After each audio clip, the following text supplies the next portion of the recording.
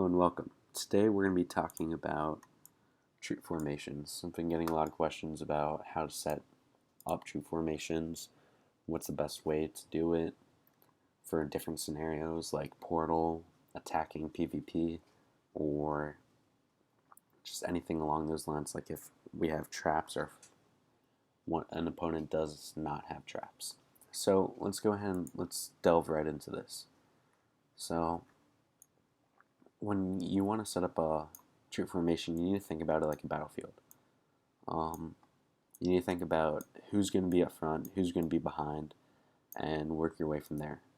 Now, there's actually different tiers to your troops, and different troops are in front of other troops just by nature of design.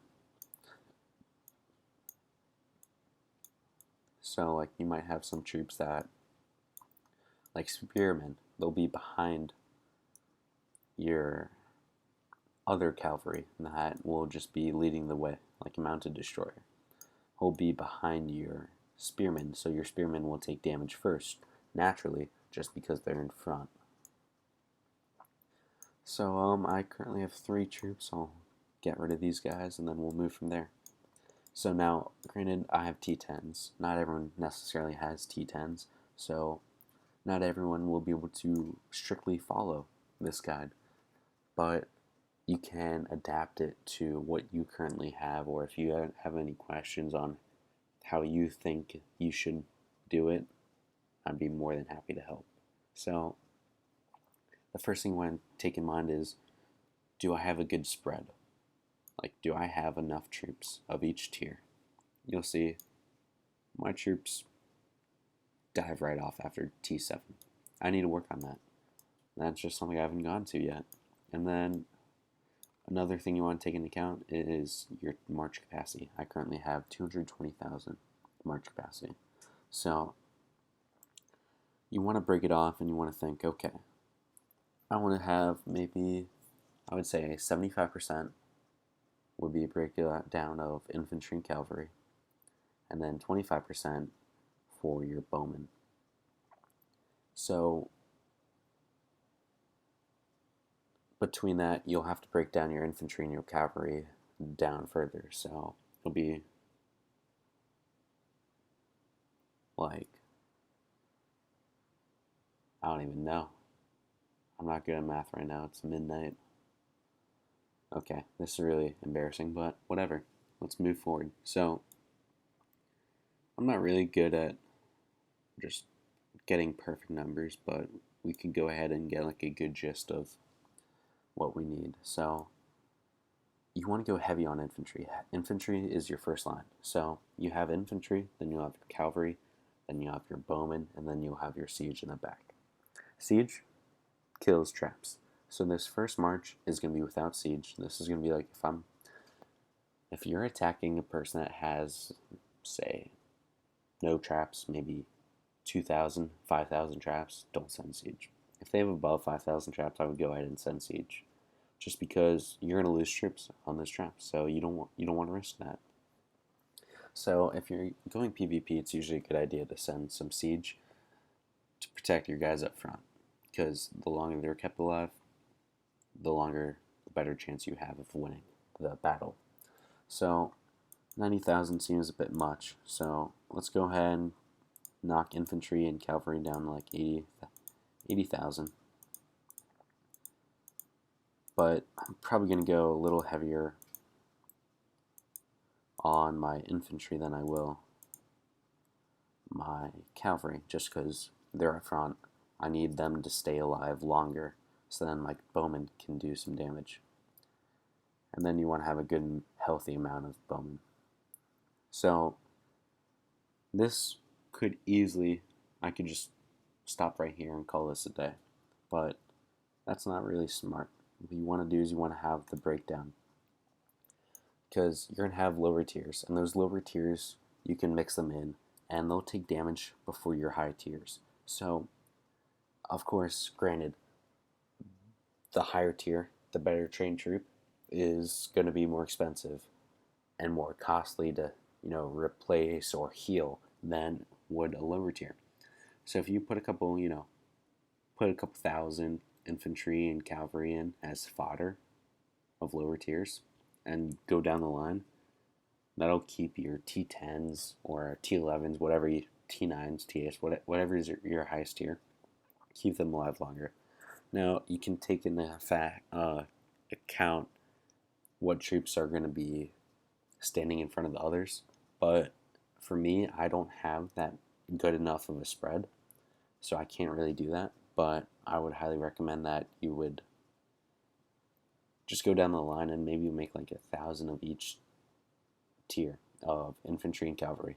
I wouldn't say bowmen because, as far as bowmen, if you have enough infantry and cavalry, you won't have to worry about losing bowmen. Like if I look at my reports, I hardly lose any bowmen in marches. Like I might not even lose any. So it's not really necessary to have lower tiers of bowmen because then they're just doing less damage and they're just wasting your troop capacity ability.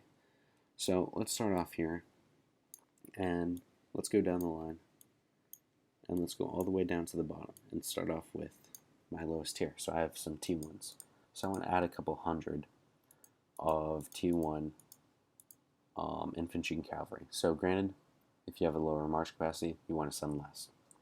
I have a high march capacity, so I'm going to be able to afford to spend 500 T1 infantry. Then we'll go to cavalry, and we'll probably T3s, and we'll do the same. 1,500 and 800. I'm just estimating, you know.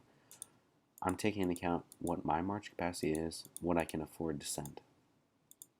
Because in the end of the day, these guys are only here to keep my T10s alive.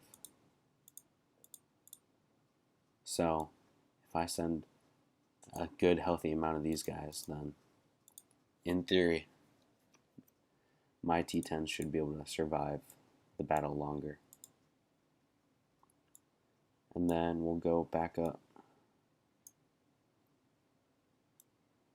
and we will add in a healthy amount of infantry,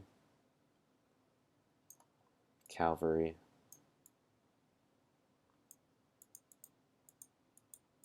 and bowmen. So you see here, at first I was able to send like 65,000 bowmen, but after I was adding in all of these lower tiers, that number drastically dropped off. So maybe you could go back in and say, well, maybe I have too many in cavalry. Is that really necessary to have all that? Probably not. So you could back off over here, go down the line.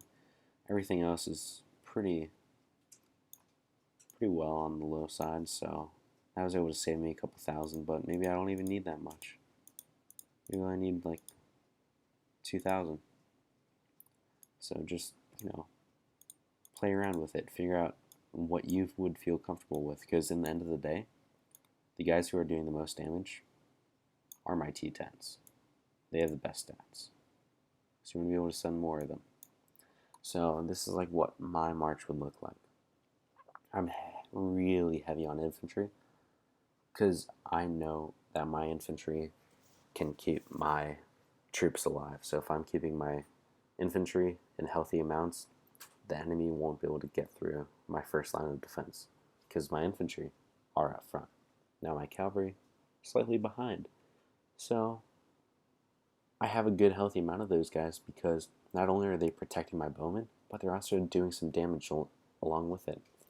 And then I just have enough bowmen so that I can kill the enemy. I know my bowmen can do their job. They have the stats. So what I'm worried about with them is just the fact that I need to buy them enough time to be able to get the job done. So I'd go ahead and I'd save that. Now let's move over and let's take a look at our other march. So this is my march with siege. Now, same thing. You want to have some, some breakdown of the tier differences all the way down, even with your siege. Now, siege is it necessary to have a tier breakdown? Not at all. Like, I don't even have T10 siege. I've been a Stronghold 30 for too long, and I don't have T10s. So, like, This seems a little messed up. But yeah, it's just,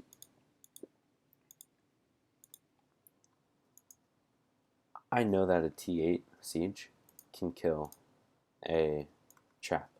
So I don't really see the need in having um, T10 siege, because my T9s and my T8s can do the same job, and I don't worry about it. So like, why would I need to worry about having a T10 that is pretty much the exact same stats as a T9?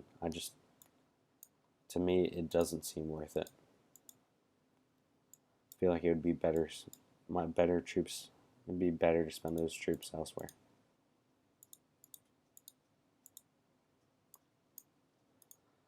So that's pretty much, a march with siege is relatively the same as a march without, but with lower infantry, lower cavalry, lower bowmen of your highest tier, and adding in, say, 10,000 siege to be able to kill traps, to protect yourself. Like, I only have 10.2 thousand traps just because it's been a while.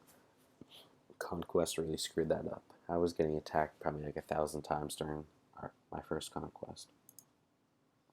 And then this will be like my portal and golem march. So you want to go really heavy on your bowmen here, but you also want to have a really good like equalized march. Infantry don't do too much during this, so like you want to go pretty light on them, and you want to go pretty heavy on your cavalry and your bowmen, because your bowmen are going to be able to do a significant amount of damage during these things, and your troops aren't dying, so you don't really have to worry about sending infantry. You do want to send a couple siege because it does give you some benefit.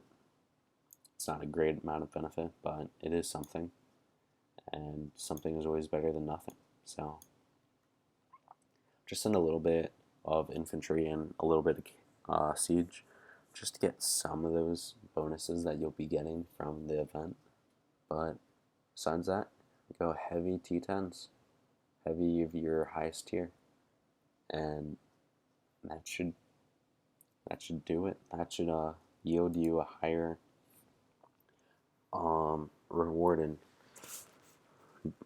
in Portal and also in Golem. But I've seen some people who would do an equalized march and does really well, does really good stuff for them. So that's great. The only thing that I'd have to say about that is you need bowmen. Bowmen of your highest tier is going to go a long way for you. So just keep that in mind and carry on. But as far as like Portal getting higher stats than that, it's all based on who's leading the rally and their dragon for monster, as well as with Golem. I don't put anything into it just because I'm attacked 24/7. I'm ready to go at any moment's notice. I've got nothing in these guys. But that's conversation for another time. So thank you for watching. If you guys have any questions, let me know. Now I'll conclude that topic.